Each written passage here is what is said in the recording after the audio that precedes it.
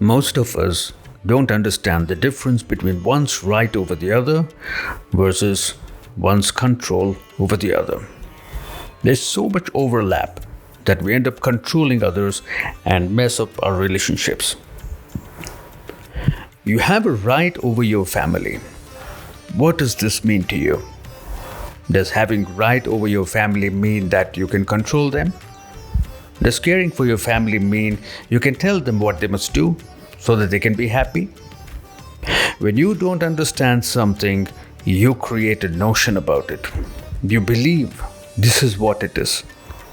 And when you have it, you're not content with it. You want others to have it too.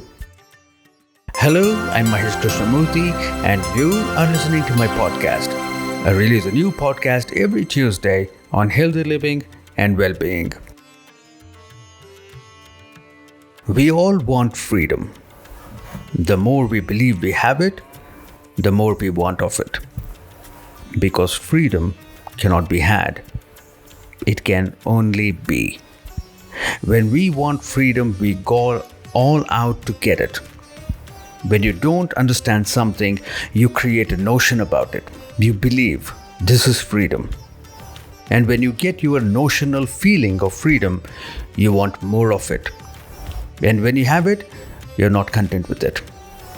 You want others to have it too. You begin to impose your notion of freedom onto others. You want others as well to own your notion. And you will feel hurt when others don't listen to you. We use our notional feelings to control others.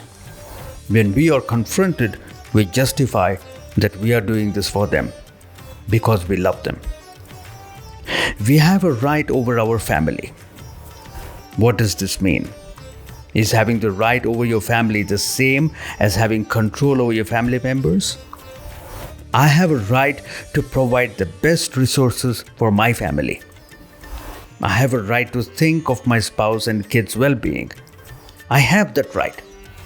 However, I don't have control over what they want for themselves.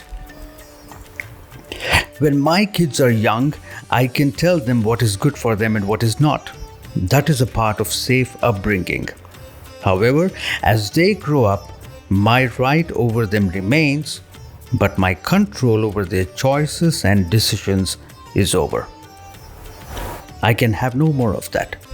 The sooner I get this clear in my head and heart, the better it is for both of us. Else, there is going to be trouble in the house, screaming, shouting, blaming, justifying, and all that. Most of us don't understand the difference between one's right over the other versus one's control over the other. There is so much overlap that we end up controlling others and mess up our relationships. Having the right over my family means to care for their safety, security, their nourishment, and nurturing. Controlling someone means that I decide what others must do and how they must do, when, how much, and all that. It's like I run their life. Most women are okay with their spouse and children expressing their right over them. They feel they belong somewhere, that someone cares for them. But they won't let that person control their choices and decisions. That is how a woman ends in depression.